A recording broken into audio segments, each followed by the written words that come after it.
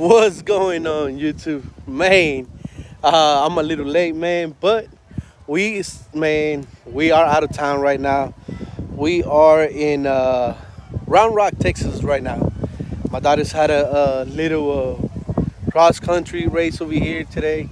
So we here. Sorry, man. I know I usually supposed to start at 11:30, but I try to find a quiet place, man. Hopefully signal is good.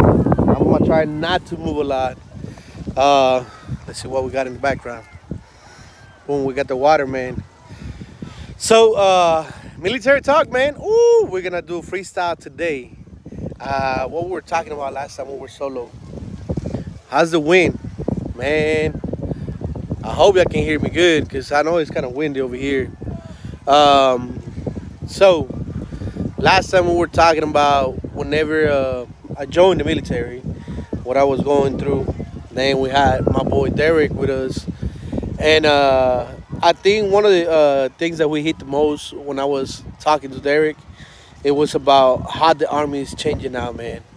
Um, I feel like I'm gonna touch up on. I want to touch up on that real quick. I feel like the army in general is going soft, man. I don't think that we are prepping the soldiers the way we used to. I feel like society in general is being too soft now. I remember whenever I was growing up in my military career, man, they used to destroy me, man. They used to make me feel like I was worthless. But it's a reason behind everything. The reason why is whenever you join the military, they want to break you down so they can build you back up, man. It's not just putting you down; it's also bringing you back up.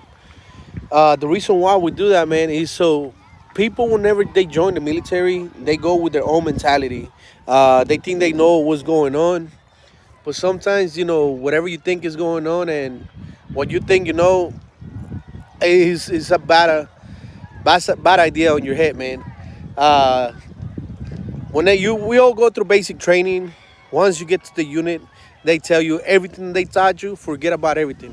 Why? Because they want you to be a part of the team. They want you to build to their standard. Everyone got a different standards, so that's what we do. What we do. Well, we used to do what we used to do. When I became an NCO, I was a corporal, and I had an incident with one of my soldiers. He showed up to formation with a piercing, wearing the uniform. So that's a no go, man. That's a no go in the military. You're supposed to be clean all the way around. And I smoked this guy so bad. And because I want to, he thought he can do whatever he wanted. He was one of those guys. And I kind of got in trouble for it. But it was good that I got in trouble for it because they thought I overdid it. Or knucklehead, learn his lesson, and they'll be like, look, don't make him do something that you will not do. Bro, it was worse when I was coming up in the military. So that's why I feel like military today is going too soft. Right before I got out, I became a sergeant while I was in Guantanamo Bay. I went over there as a corporal. I came back with my five. I was a sergeant when I got back. And one of the things that I learned after being over there is that leadership matters, man. Like, a lot of people look up to you because that's what I did when I was coming up in the military. Like, I would try to be, I would try to see how they will act, so I will act the same way. So I don't know, man. Like, it's crazy that whenever we got back, we picked up new soldiers, and we were in the infantry. If someone messes up, everybody messes up. So everybody will pay for one's mistake. So someone made a mistake. Someone decided to get drunk on a day that they shouldn't be drinking. I had everybody lined up outside. I was smoking everybody, but we couldn't say that we were smoking everybody because that's how soft we're going. We had to do correctional training. That correctional training meaning like everybody, including myself, supposed to be doing it. And one of the new guys, he came out and out of his pocket, he busted out a card, and he handed that card to me, and he's like, "Here it goes." I mean, what the heck is this? And like, this is my stress card, Sergeant. What the fuck am I supposed to do with a stress card? He's like, well, they gave us this from basic training. If something happened, if we don't feel good, we feel like being picked on, you gotta give us 5 minutes to cool off. And I was like, get the fuck out of here for real. So it was my first time, bro, like seeing these stress cards. So I went to my first sergeant, and I was like, everybody get up, get the fuck out of here. Let's go talk to first sergeant. It was so funny that I went to the first sergeant's office, and I was like, hey, Tops. He's like, what the fuck do you want? I was like, here it goes. And I threw the fucking stress card on his desk. And he's like, what the fuck is this? I like, knucklehead, get your fucking ass over here. And then he goes in, this boy fucking shaking. I like, go to parade race and fucking talk to, tell First Sergeant what you told me. And he's like, First Sergeant, that's my stress card. And then he's like, stress card? Why the fuck do you have a stress card? What the fuck are you stressed about? Well, First Sergeant, he was screaming at us. He was making us do push-ups. He was making us do all these things outside because somebody messed up. First Sergeant lost it, bro. Like, when I tell you he lost it, this guy always had a bat on the side, right? So he grabbed his fucking bat and starts smacking on the desk. And he's like, the stress, this is fucking stress. Shove these fucking stress card or you fucking ass. Get your ass over here, blah, blah, blah. Bro, that was so hilarious. So from that point on, I noticed that the military was going the wrong direction. I ended up getting out in 2015. The reason why is, like I say, I deployed to Cuba 2013 to 2014, right? Let me take it back a little bit. When I enlisted to go to the military, you get a choice of base. My choice was fucking, oh my God, Colorado. I was supposed to be going to Colorado, and Army needed 11 Charlies. They were deploying. Fort Brigade was deploying to Afghanistan, so I ended up going to Fort Polk. If you don't know what Fort Polk is, if you ask anybody that been in the service, doesn't matter what branch, they can tell you that Fort Polk is the asshole of the Army. It is the worst place you can be, and that's where I was. So after that, I re-enlisted. I re-enlisted to go to El Paso. We were supposed to go to El Paso. We were looking at schools, and my wife found out that El Paso had the best schools. So I'm like, well, fuck it, we're gonna sign up for El Paso. Boom. We signed up for it to move to El Paso. We had movers coming in. They were loading up the house, and they gave me my orders that I was going to Afghanistan.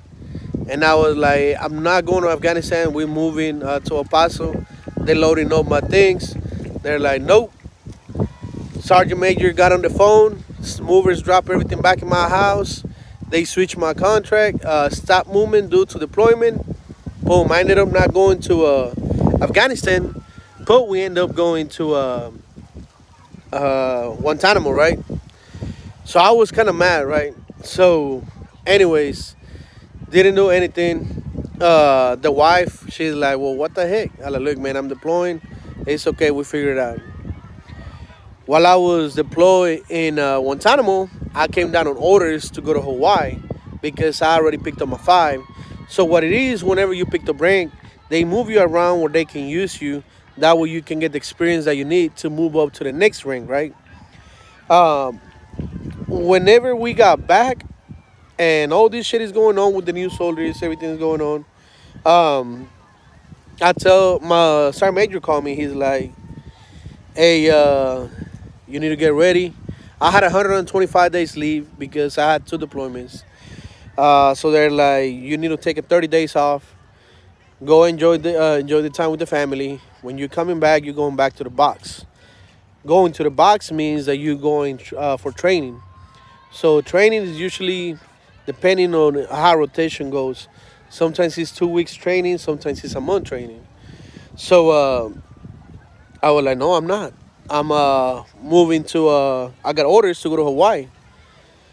Stop movement, man. Again, because the unit was going back to Afghanistan.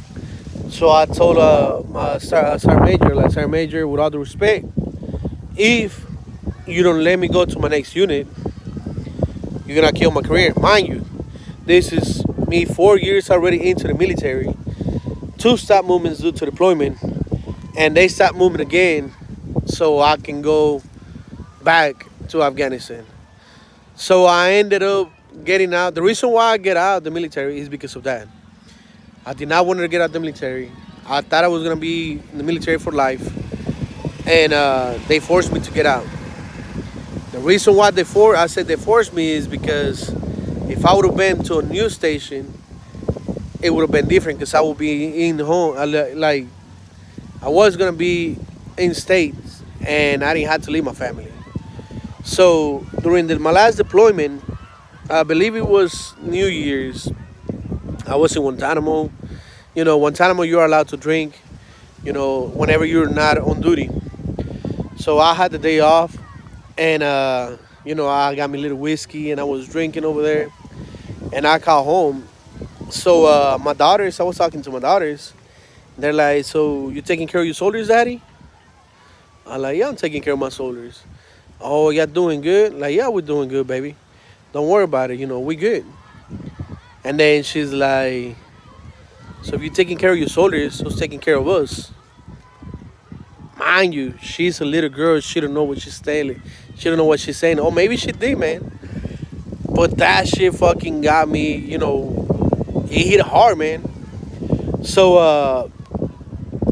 I ended up like, you know what? I'm gonna go back. I'm gonna go, switch units. I should be fine. So whenever they tell me, hey, with this stop movement on your orders so you can deploy again, that's what did it for me, man. That's why I got out. And I'm glad that I did get out whenever, I got out. Because, so like I say, the military in general is changing. Uh, I don't know why. Society in general is getting sensitive. I understand we are all human beings. We all got feelings. But whenever you are training to go to war, whenever you are training to go to combat face to face with someone else, you don't want a soft guy next to you. You want a killer next to you. It's bad that we say that, but you want a straight killer being with you. The reason why he already got in his mentality, what his job, what he got to do. And to be honest with you, the same way you train is the same way you fight. We were training so much, man, that for us pulling the trigger, it was easy. It was like second nature. Boom, we didn't see no people, we see targets. And that's what people don't understand. Look, we got another school racing over here. My daughters just finished their race, but anyways, that's what we over here. Um, so yeah, man.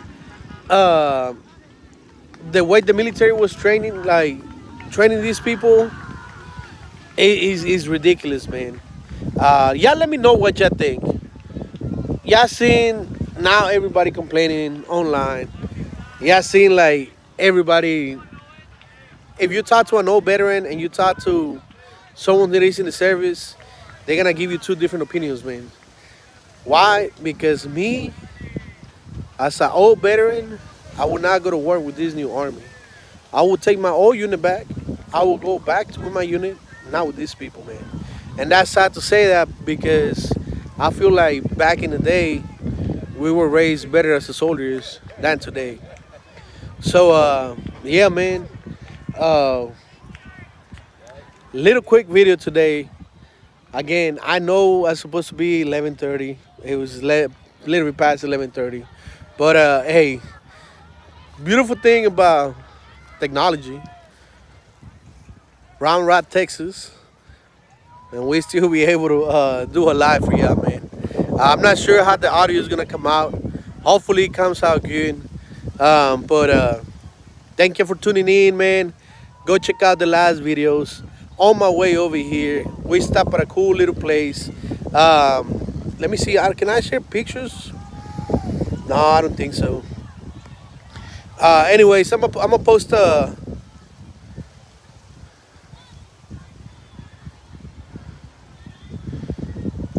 yeah, I know, bro. Like I say, a lot of things change, local. What to be honest with you, before that policy, we already knew. Like you can tell some people, but we never made it like a big deal. As long as you do your job, we didn't care, bro. Like we had a one guy we knew, but he's like, as long as you do your job, you don't mess with us, we good. And he was in my team. It was not gonna say his name because he never came out, but he's I believe he's assigned first class right now. Uh, we all knew that he was, but we didn't care. Why? Because he was a badass soldier. So whenever they did this, don't ask, don't tell. To me, that was dumb. Like I don't know. He gave the chance for people to act different, and I don't know, man. But anyways, stay tuned, man. On the way over here, we did a quick stop at a antique shop. Badass little things. We pick up some goodies, a lot of car parts, man. I'm gonna do the video once I get back to Houston. Hopefully, either tonight or tomorrow morning. I should be over there. But stay tuned for the next video, man. Loco, I'm gonna see you Sunday, bro. Yeah, have a good one.